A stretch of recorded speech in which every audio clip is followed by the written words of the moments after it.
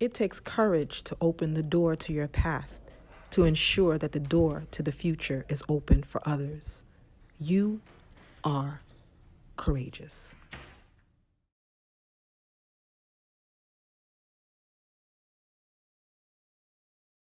Welcome to the Dr. Reilly Show.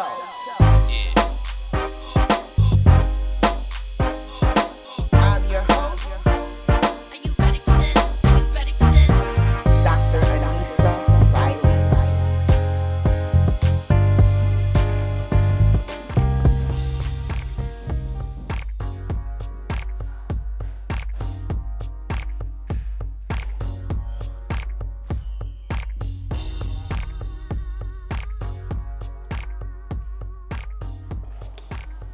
So, in the words of Dr. Reilly, what does sexual trauma mean to you?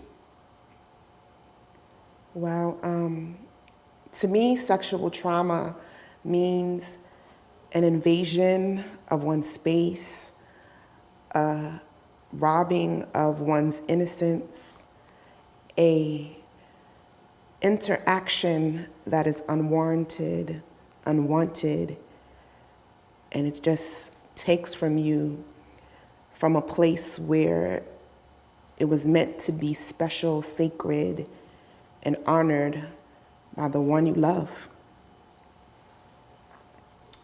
Well, could you share some of your backstory with your audience? Well, my first sexual traumatic experience happened when I was about 7, 8 years old. Like most families, you would send your child to the South for the summer, and I was one of those families. And I used to spend some of my summers with my great-grandmother. I loved her dearly. She used to make biscuits from scratch, and so I used to, be there with her as she did it. I enjoyed watching the whole process. And she had a yard with grass, and I was allowed to play in the yard from the time I was little. Never to go past the gate. So I'm sure some of you understood what it meant not to go past the gate in the yard. But the older I got, I was able to go past the gate. I was able to play past the yard, play in the playground, which was across the street. And then eventually, I was allowed to go around the corner to play with a neighbor, but was strictly told to stay in the yard of the neighbor. So I would play in the yard with the neighbor. And then one day, his older siblings, and it was a guy that was playing with a little boy, and his older siblings invited me into the house. Now, I knew I wasn't supposed to go in there. My great-grandmother made sure that I was very clear about what I was supposed to do, and I didn't want to disappoint her because I was allowed to go out of the yard. But they were older and they were girls, and I was curious, so I went into his house with them, with my friend. He was also about 7 or 8, we were about the same age. And when I went into the house, I remember exactly what I had on. I had on a hot pink shirt and a hot pink shorts against my brown skin. Hot pink was looking really, really cute. And when I went into the house, I can't tell you how I went from walking into the house to me winding up on the bed on my back with him over top of me. I don't remember that space of what happened, but I do remember the next moment laying on my back and him on top of me. My pink shorts were down, his shorts were down, and his older siblings had his penis in their hand with a tissue, guiding it into my 7-year-old vagina.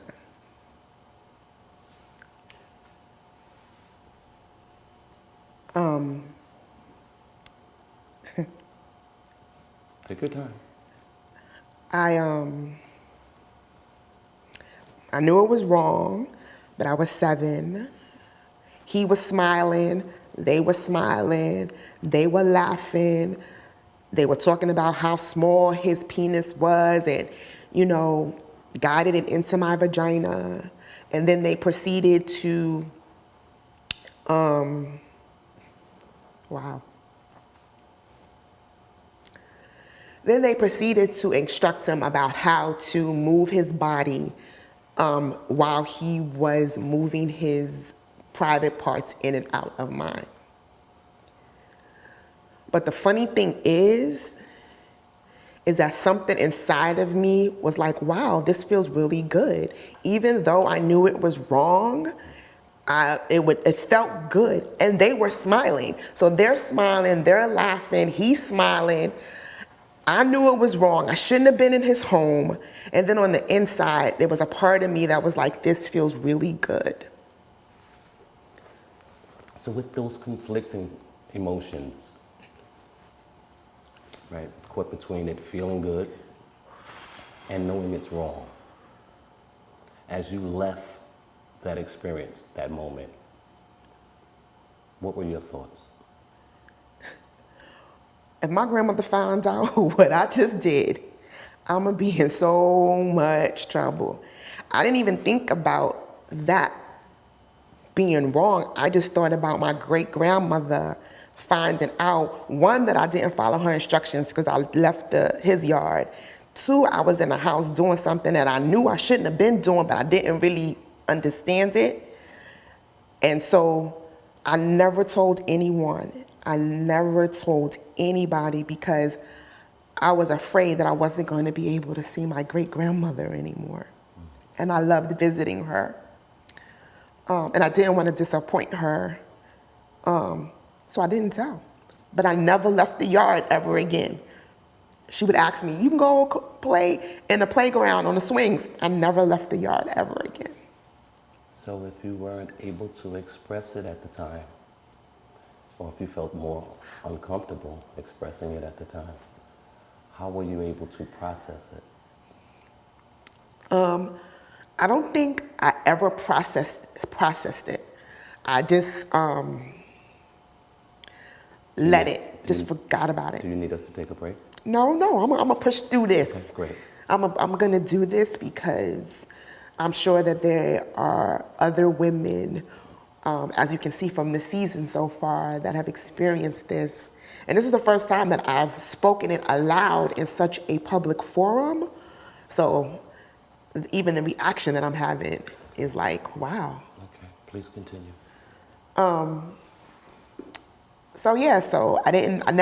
My great-grandmother's house was like a safe space for me. Like, I loved it. I loved the fact that I was leaving New York City to go to the South.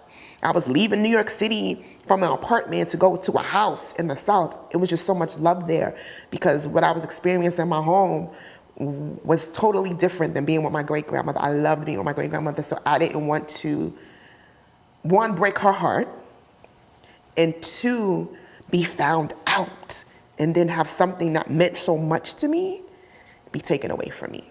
So it was over, it was done, and I wasn't gonna talk about it ever again, and I never did. And here we are. Go figure. You never did until? I never did until I decided that it was important for me to begin to share my story. Because there was another one, sexual traumatic experience, right? About maybe 13, 14. 12, 13, 14, around that age. I attended a church that was very predominant in Harlem. And while my mom was in the church meeting, I would sit outside. And for a while, I was the only child sitting in the lobby while my mother was inside having a meeting. This is my biological mother. And then after a while, another parent brought their two sons.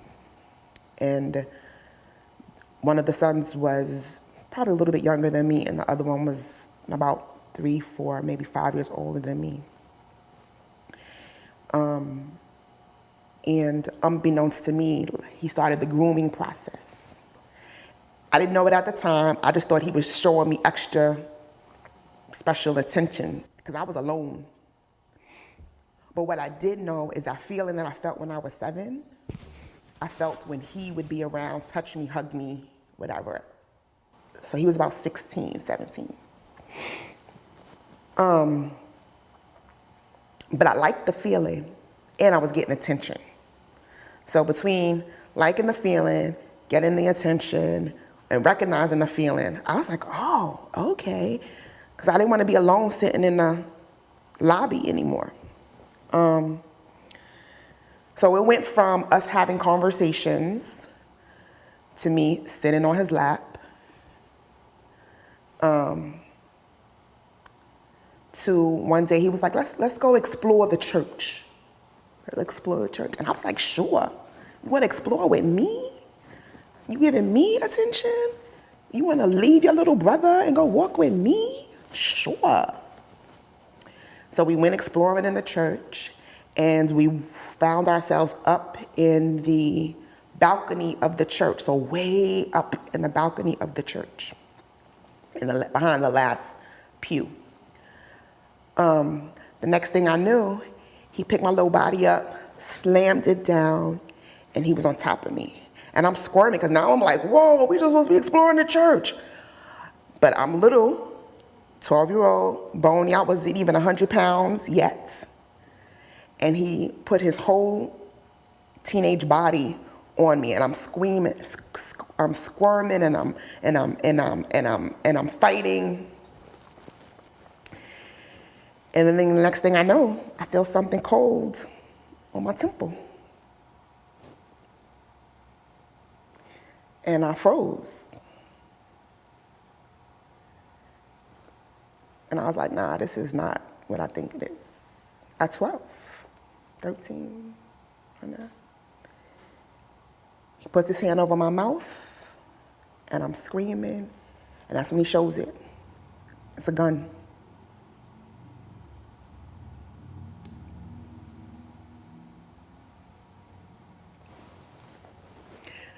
So I'm in the church, he's on top of me, he has a gun to my face, and I'm 12.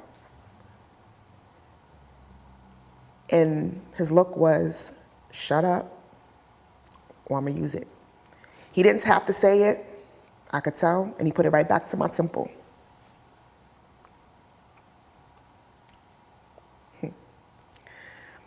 And so as I'm laying there, wow.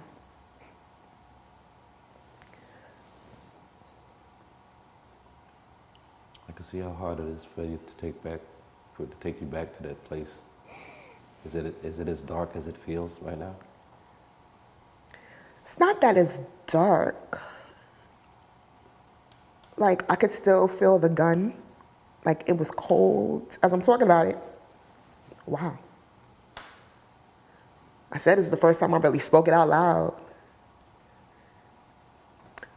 So, he puts it back to my temple, and he commences to unbuttoning my pants and starts to take down my pants. And all I remember doing is screaming out in my head, God help me. That's all I remember in my head. And as sure as I am talking to you now, that's how loud I said it. And God answered my prayer, and his little brother was like, hey guys, where are you? And you could hear his brother coming up the stairs, screaming, where are you guys? I'm looking for you guys, I'm looking. And he jumps up. He puts the gun back wherever he retrieved it from, and I'm still laying on the ground. And his little brother was like, hey, what are you doing on the ground? I'm trying to pull out my pants. He's like, why are you on the ground? That's what he says to me. And the older brother was like, yeah, get up. Why are you on the ground? Why are you on the ground? And I get up, and all three of us walk back to where our parents were. And I just waited for my mom to come out. She came out, I went right to her, and I never went back again. I never. And that was the beginning of my sexual experience that wound up being years and years and years of me violating my body in ways that are undescribable. Many sexual partners, just a lot. So let me ask you this. Did that experience create a higher level of contempt for your perpetrators immediately, or did it rise over time? I think I used to always say, I used to say that, I never drank, I never smoked, I never did drugs, but I was addicted to sex. That was my drug. Like I was always chasing that feeling that had awakened inside of me when I was 7, like a drug addict, heroin addict or cocaine addict trying to get their next fix. My next fix was that sex high that I felt when I was 7. It was bad. Were you able to place Wow. blame, for lack of better terminology, on your violators, or did you put the onus on you? I never, actually, no. Now that I really think about it, I think I blamed myself. Not that I think I blamed myself, I did blame myself, because at 7, if I didn't leave, if I didn't go in the house, and then when I was 14, if I didn't sit on his lap, maybe I encouraged him. If I didn't do it, had always been my thought process. If I didn't, then I wouldn't be addicted to sex. So how did you challenge yourself to overcome your promiscuity? It was a while. At one point, I was just I think like a drug addict. I ain't gonna never stop taking drugs. I ain't gonna never stop getting high. And I had got to a point where I was just like, yo, this is who I am. See me, love me, here I am. But my belief, for those of you who've been watching this season, I've always constantly talked about I'm a woman of faith. And that faith has grounded me so much and has arrested my spirit and my soul, because with any addiction, it feels like you are being strangled. Like it's a hold on you, Whether that is addiction to pornography, whether that's addicted to heroin, whether that's addicted to eating, it feels like a chain is like choking you on the inside. And that's what this felt like. And because it was like on my soul, like it was so embedded into my soul, that my faith in the one who created my soul, I knew was the only one who could heal my soul. So I never really thought about it so much in how do I get rid of this, because I had resigned to this is it. But when I saw it becoming really, really damaging,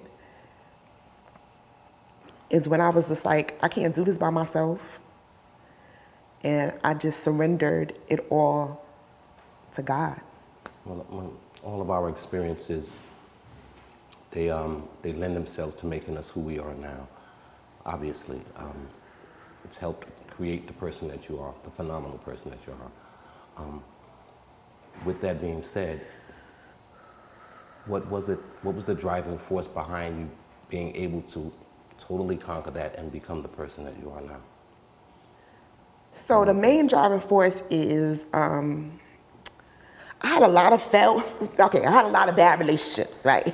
Like all my relationships wound up being really, really bad. And I really had a desire, I know I'm a good person. I wanted to be married. And I was like, I really sat down and I began to evaluate something is up with me, because I am the constant from each bad relationship to next bad relationship to next bad relationship to next bad, each failed relationship, I was the constant. So I could blame the other person, but if it was a different person every time and it's ending up the same way every time, then I'm not insane. You know, insanity says doing the same thing over, expecting different results, and there had to be something with me. So between me realizing that and between my faith and really seeing what God says about sex and sex before marriage and how it's a sin. That's the only sin you commit against yourself, right? Sex is the only sin you commit against yourself. Even masturbation, right? Because you pleasing yourself, you know where to touch it, with all that. You know, we ain't gonna get into that because that's not what this show is about. But even that, and I had a strong desire to please my Creator God. So between realizing that I needed a makeover because I was having these bad relationships, coupled with my strong desire to please God, because I knew I was a good person, but I still was having these bad relationships, so something was up. And loving God so much that I just wanted to please Him. So that was the natural and the supernatural coming together to make this explosive force of this show and this season, to put it on stage for everyone else. Your faith is commendable, and it's apparently, it oozes through the pores of your being. What advice would you recommend in terms of someone else dealing with the same circumstances or the like? How would they be able to forge through based on your story? So I'm gonna say my story, I guess, would be unique, because if you watched the season, you would hear some of the women who said they wrote to their perpetrators. You heard some of the women say they went to counseling. You heard some women say that they just learned how to forgive the individual. So, and different people have had to do something outside of themselves to get to a place of healing or having a conversation. But for me, I did counseling. I was like, that's not for me.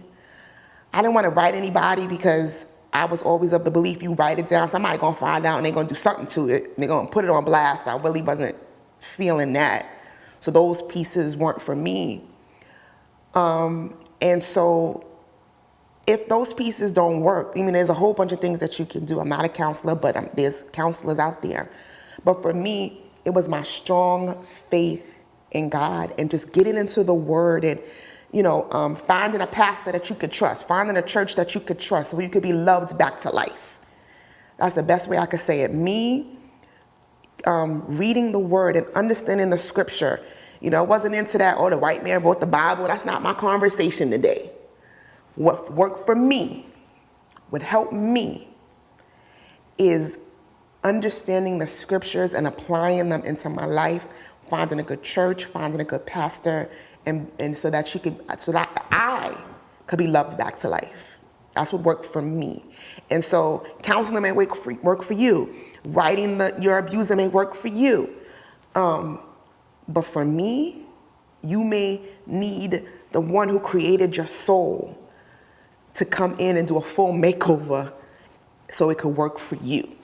So that's my what I offer you. Well, this is an unrelated question, but one I must ask nonetheless. What does the Dr. Reilly of today tell the 7-year-old her and the 12-year-old her, and is that the same answer for both? So Dr. Reilly would tell a 7-year-old, stay in the yard. No, but Dr. Reilly would tell the 7-year-old, trust your instincts. Trust your God knower. I call it a God knower now. That's how I teach my daughters. Trust your God knower. That still small voice is something that God put there. Trust your God knower, because I knew not to go. I knew it here. Even if I didn't know what was going on, I knew it, and I overrode that voice. And I overrode it again when I was 12, so I didn't trust the instinct that is placed inside all of us. And so, and it was, you know, and you may ask, why did I not trust it? Because you didn't, you may, yeah, I can say, you didn't know, I didn't know. But it was a need to feel accepted, right? So I wanted to be accepted by the big sisters. I wanted to be accepted by the guys that were there. And so, whatever it is, trust your God knower. Little 7-year-old. And would that be the same thing for the 12-year-old as well? Trust your God knower, little 12-year-old. And that's what I tell my daughters, trust your God knower, because you're not going to know everything, but everyone can attest. You feel the energy, you feel the vibe, you know it. Something ain't right. You may not be able to tell what is not right. You may not be able to put your finger on it, but I call it the God knower, so trust it. And the more you ignore your God knower, the less effective it becomes. But the more you listen, the more you're able to develop it, and it'll keep you safe. Keep you safe. Are you or have you been in contact with any of your violators since?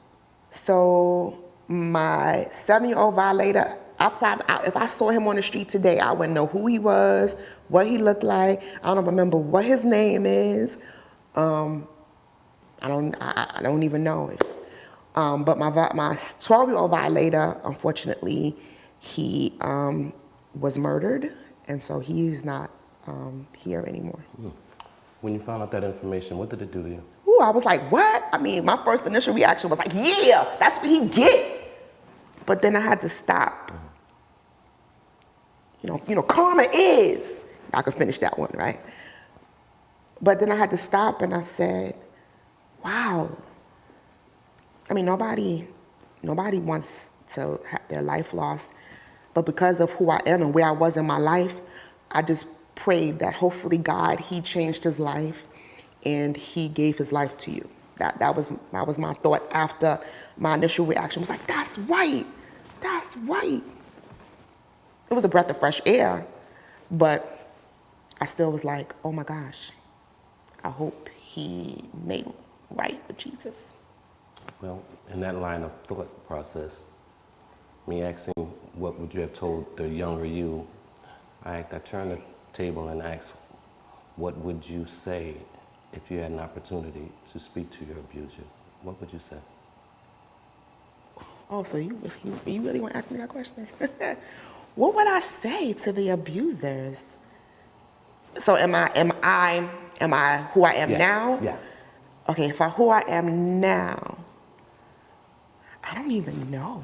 I never even thought about that. I don't even think I want to have a conversation with them. Like, I don't even, if I had to, thinking about it right now, I don't even know if I want to be in their space. Trust me, I've released them. For me to even be talking about this, you can tell that I've released it. I've given it. But I don't know if I can, I don't know. Maybe hopefully express at a later date. Is there any other information that you would like to share with your audience that you haven't shared? Yeah, so this whole process